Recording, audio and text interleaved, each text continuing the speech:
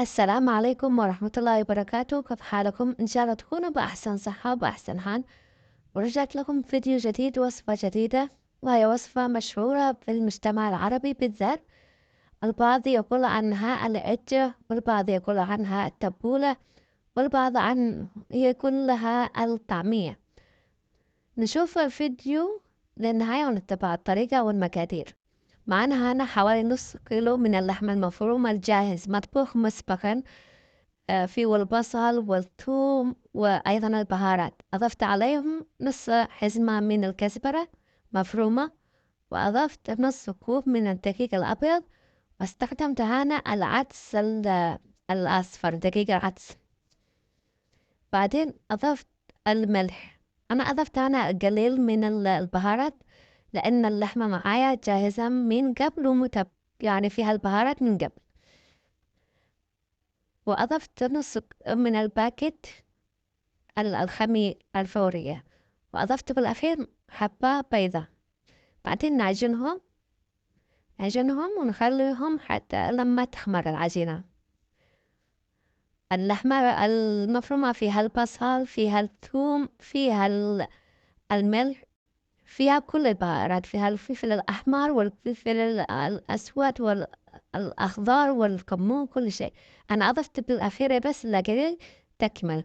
لما تخمر معانا العجينة نجي نسخن الزيت.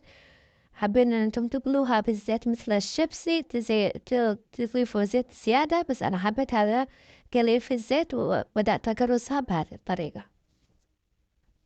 أو إن إحنا نقرصها يعني قرص صغار. الحلو في الوصفة إن أنت تاكليها في الفطور الصباحي، في الغداء، في العشاء، في أي وقت.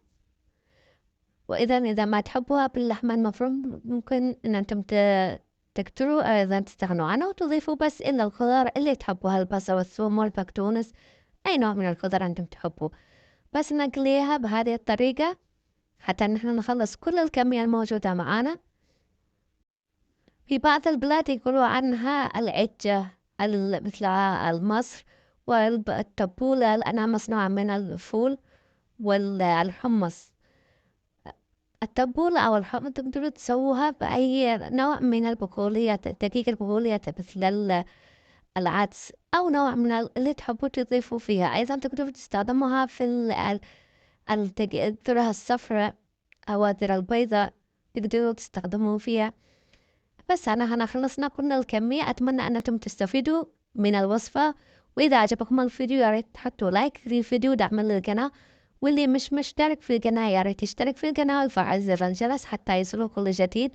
وانتظروني بفيديو جديد، وصفة جديدة، والسلام عليكم ورحمة الله وبركاته.